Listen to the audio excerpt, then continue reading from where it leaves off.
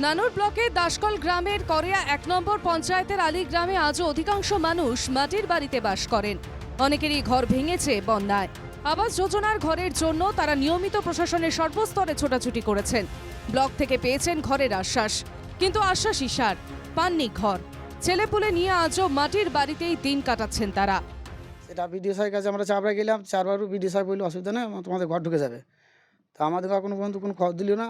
আর যাদের পাকা বাড়ি আছে তাদের পাকা বাড়িতে তাদেরই ঘর নামা ঢুকে গিয়েছে। তাহলে আমরা মাটির বাড়ি নিয়ে ছেলেমেয়ে নিয়ে আমরা কী করে থাকবো? বাড়িটা বহুদিন পাইনি, দীর্ঘদিন যতদিন বাস করছি আমরা বাড়ি পাইনি একবারই।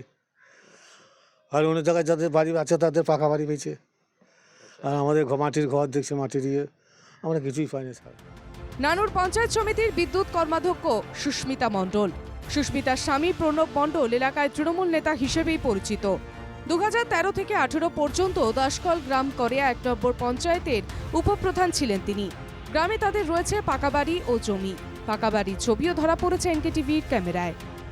যদিও প্রণবের দাবি ওই বাড়ি তার নয়, বাড়ি তার বাবার। সে কারণেই তার নামে আবাসের বাড়ি এসেছে। বাড়ি যেমন সবাই যে নিয়মে পায়, আমিও সেই নিয়মেই বাড়ি পেয়েছি।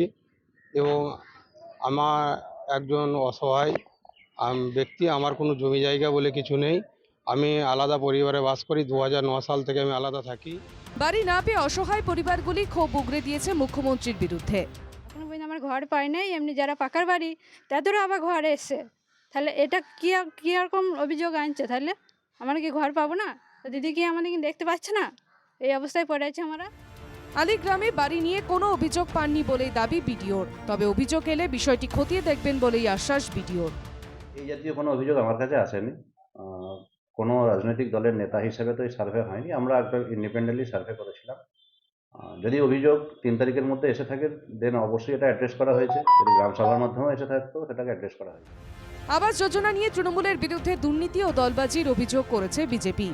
তারা নিজেদের বেছে বেছে নিজেদের লোকেদের, তাদের যারা দলদাস হয়ে কাজ করে তাদেরকে তারা বেছে বেছে বাড়ি দেয় এবং বহু গরিব মানুষ এই বাড়ি থেকে বঞ্চিত। প্রশাসনের দাবি একাধিকবার পরীক্ষার পর বাড়ির তালিকা তৈরি হয়েছে। সেই পরীক্ষাই প্রশ্নের মুখে পড়েছে। কারণ আলীগ্রামে একের পর এক মাটির ভাঙাচোরা বাড়ির বাসিন্দারা ঘর পাননি, অথচ রীতিমতো পাঁচিল ঘেরা পাকা বাড়ির মালিকের নামে এসেছে ঘর।